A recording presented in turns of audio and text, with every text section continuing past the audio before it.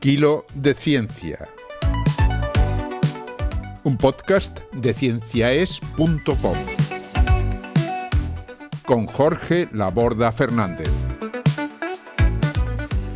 Hoy os invitamos a escuchar Experimentos olvidados, el experimento de Magendie 175 años después, segunda parte.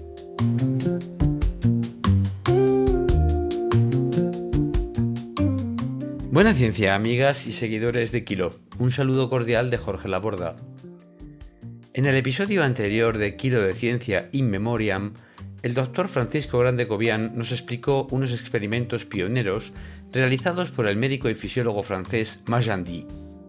En estos experimentos, Magendie ponía en evidencia la existencia de un nutriente fundamental de naturaleza grasa que hoy conocemos como vitamina A.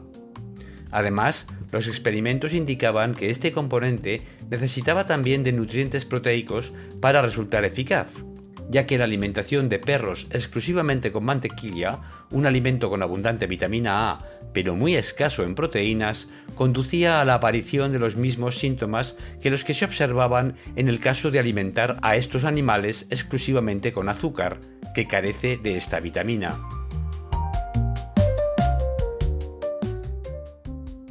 En la segunda parte de su artículo dedicado a la memoria de Magendie, publicado en el libro La alimentación y la vida, el doctor Grande-Cobian nos relata los descubrimientos científicos que permitieron explicar las agudas observaciones de este médico francés. Estos descubrimientos explican finalmente por qué una correcta alimentación con proteínas de calidad es fundamental para evitar la deficiencia de vitamina A, la cual puede producirse incluso si se ingieren cantidades adecuadas de la misma.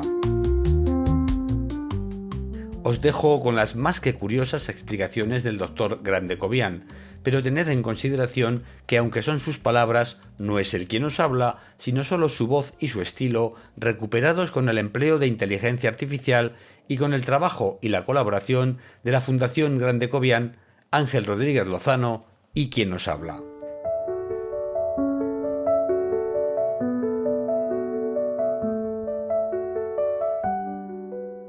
En 1968, Kanay, Raz y Goodman identificaron en el plasma sanguíneo humano una proteína fijadora de retinol, Retinol Binding Protein, conocida como RBP por sus iniciales en inglés. Esta proteína está encargada del transporte de la vitamina A en su forma alcohólica desde su depósito hepático a los tejidos. El conocimiento de esta proteína y el de su papel en el metabolismo de la vitamina A ha progresado considerablemente desde entonces. Un simposio organizado por el Instituto Americano de Nutrición, con motivo de la reunión anual de la Federación de Sociedades Americanas de Biología Experimental de 1979, presidido por el Dr. D.S. Goodman, contiene extensa y documentada información acerca del mecanismo de transporte y almacenamiento de la vitamina A en el organismo animal. A él debe dirigirse el lector que desee completar la información, necesariamente limitada, que me propongo presentar aquí. La RBP es una cadena polipeptídica con un peso molecular de 21.000 daltones y un solo punto de fijación para la molécula de retinol. La mayor parte de la proteína RBP del plasma circula combinada con retinol y su concentración en el plasma de sujetos normales es del orden de 40 a 50 microgramos por mililitro. El complejo RBP-retinol circula a su vez asociado a la prealbúmina en proporción molar 1:1. La molécula de prealbúmina es un tetrámero simétrico, compuesto por 4 subunidades idénticas y un peso molecular de 54.980 daltones. Se conoce su secuencia de aminoácidos y su estructura tridimensional. Las 4 subunidades de la prealbúmina forman un canal central en el que se aloja una molécula de tiroxina, T4, la hormona tiroidea. Los puntos de fijación para la T4 y la RBP son independientes, y la fijación del retinol a la RBP es estabilizada por la formación del complejo proteína-proteína con la prealbúmina, cada una de cuyas subunidades se supone que contiene un punto de fijación para la RBP. La RBP de varias especies animales, rata, mono, cerdo, perro, conejo y pollo, ha sido estudiada. Se trata en todos los casos de una proteína de peso molecular aproximado de 20.000 daltones, que fija una molécula de retinol por molécula de proteína y circula asociada a una molécula proteica de mayor tamaño molecular y estructura tetramérica semejante a la de la prealbúmina humana. Los estudios inmunológicos indican que la RBP posee una notable especificidad. La RBP de distintos primates reacciona con los anticuerpos para la RBP humana, pero no con el suero anti-RBP de rata. Se ha observado una ligera reactividad del suero canino con el antisuero para la RBP humana. Las medidas de RBP en diversas enfermedades de la especie humana no han demostrado en ningún caso la total desaparición de la misma. En las enfermedades hepáticas se ha observado un marcado descenso de las concentraciones plasmáticas de RBP y de vitamina A, verosímilmente debidas a una disminución de la síntesis proteica en el hígado. Por el contrario, se han observado niveles elevados de RBP y de vitamina A en pacientes con enfermedad renal crónica. Debido a su pequeño tamaño molecular, la escasa cantidad de RBP libre que existe en el plasma es filtrada en el glomérulo renal y degradada en el túbulo, constituyendo la principal ruta catabólica de la RBP. En cambio, el complejo RBP prealbúmina, debido a su mayor tamaño molecular, no es filtrado en el glomérulo. De particular interés para nuestros comentarios son los estudios acerca de las concentraciones de RBP y vitamina A en sujetos con desnutrición calórico-proteica. Los estudios realizados por el grupo de Goodman en diversos países han demostrado bajas concentraciones de RBP y de vitamina A en sujetos que padecían desnutrición calórico-proteica, aun cuando algunos de ellos recibían cantidades de esta vitamina que fueron consideradas adecuadas. Estas observaciones son resumidas por Smith y Goodman en 1979 como sigue.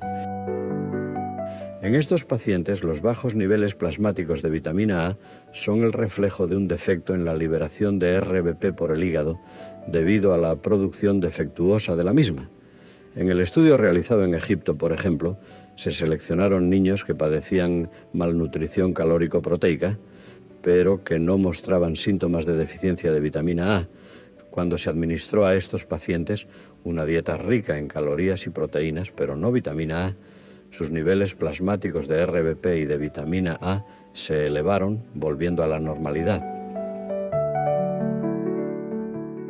Es abundante la literatura que describe resultados semejantes a los que acabo de mencionar.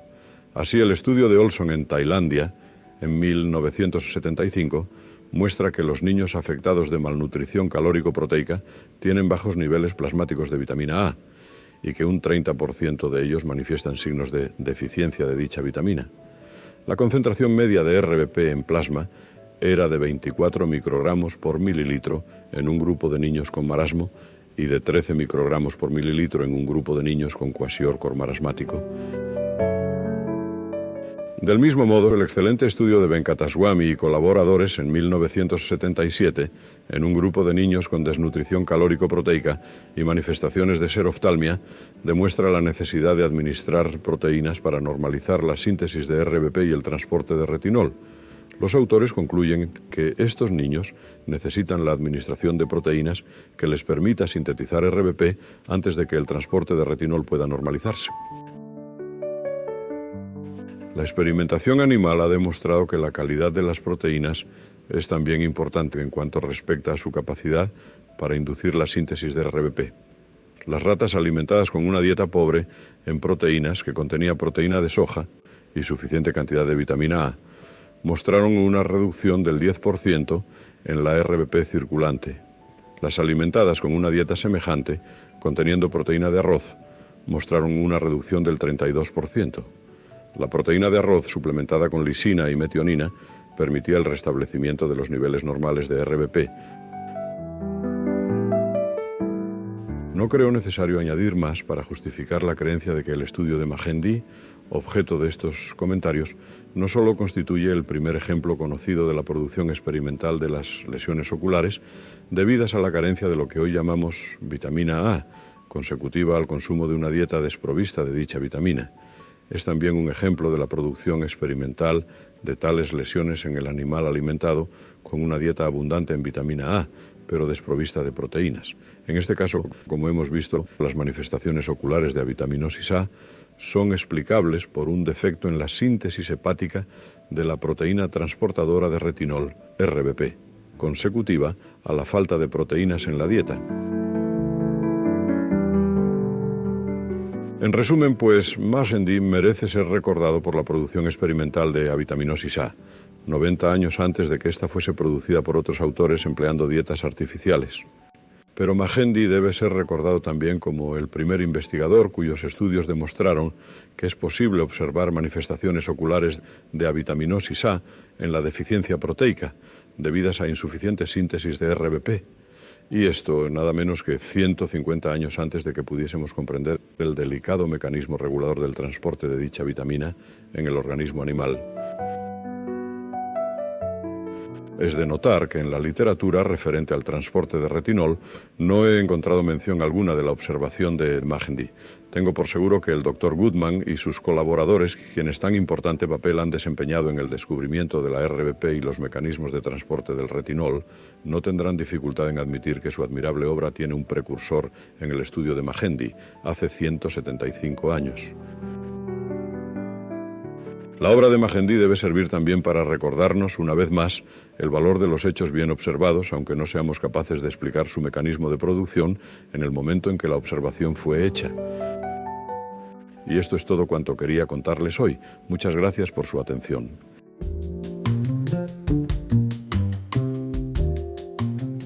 Los descubrimientos relatados en esta segunda parte de su artículo en defensa de las contribuciones realizadas por Magendie ponen de relevancia la importancia de las proteínas transportadoras de sustancias lipídicas en la sangre. Esas proteínas transportadoras, entre las que, además de la RBP, se encuentran proteínas que transportan a triglicéridos o colesterol, son absolutamente necesarias para hacer solubles en el medio acuoso del plasma sanguíneo a sustancias que por su naturaleza química no lo son. En ausencia de cantidades adecuadas de estas proteínas transportadoras, algunas sustancias grasas pueden depositarse en la pared de las arterias y contribuir al desarrollo de enfermedades cardiovasculares. Curiosamente, sabemos hoy que algunas de estas proteínas son también necesarias para el transporte de vitaminas de la clase de las llamadas vitaminas liposolubles, es decir, las que se disuelven en lípidos o grasas, pero no en agua. Una enfermedad mencionada por Grande-Cobian en su artículo que ha llamado mi atención y probablemente también la tuya es la llamada enfermedad de Kwashiorkor. Esta enfermedad es afortunadamente muy infrecuente en los países con una alimentación proteica adecuada. A pesar de esto, estoy seguro de que muy probablemente habrás visto alguna persona que sufre esta enfermedad en algún noticiario de televisión, foto de periódico o documental sobre crisis humanitarias. Los pacientes de esta enfermedad son habitualmente niños de corta edad, que muestran una severa delgadez en brazos y piernas, pero con un vientre de un tamaño desproporcionado. Esta enfermedad parece estar asociada a una dieta deficiente que puede ser adecuada en calorías, pero inadecuada en la cantidad y calidad de las proteínas que contiene. Por otra parte, el Kwashiorkor marasmático es una enfermedad probablemente aún más grave, ya que está causada por insuficiencia calórica y, al mismo tiempo, también proteica. No obstante, la totalidad de los factores que conducen a estas enfermedades es aún desconocida. Sí se comprende, en cambio, la causa del enorme vientre de los niños con Kwashiorkor, que se debe sobre todo a la acumulación de líquido plasmático en el abdomen causada porque la deficiencia proteica en la dieta origina una importante disminución de la cantidad de albúmina en la sangre. Albúmina que resulta insuficiente para mantener al plasma en el interior de los vasos sanguíneos. De hecho, el organismo necesita ciertas proteínas, en especial la albúmina, para retener el líquido dentro de los vasos sanguíneos. Cuando estas proteínas disminuyen demasiado, parte del líquido se escapa hacia el abdomen. Por otro lado, el hígado puede aumentar de tamaño al acumular grasa. Esta acumulación se produce porque el aporte calórico, aunque inadecuado, sigue siendo lo suficientemente alto en hidratos de carbono como para generar grasa a partir de estos, grasa que no se consume adecuadamente, porque los músculos se debilitan por falta de aporte proteico. Esta debilidad muscular en la enfermedad del kwashiorkor es debida a que el organismo recurre a las proteínas musculares para compensar en lo posible la deficiente ingesta de proteínas en la dieta.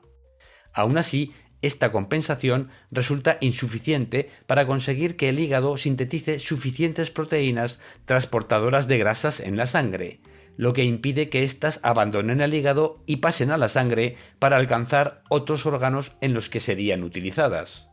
Así pues, en resumen, la hinchazón abdominal de los niños con kwashiorkor se debe a la acumulación de líquido en el abdomen y, en menor medida, a la inflamación del hígado por la acumulación de grasa. Y esto es todo por el momento. Me despido de vosotros, como siempre, con los mejores deseos de salud y felicidad. Que los buenos anticuerpos y, por supuesto, buenos alimentos os acompañen. Buena ciencia. Hasta el próximo programa. Adiós. Han escuchado ustedes a Jorge Laborda en Kilo de Ciencia, un podcast de cienciaes.com que se elabora gracias a vuestras donaciones. Si deseas colaborar, visita nuestra web y pulsa el botón de donar. cienciaes.com. Ciencia para escuchar.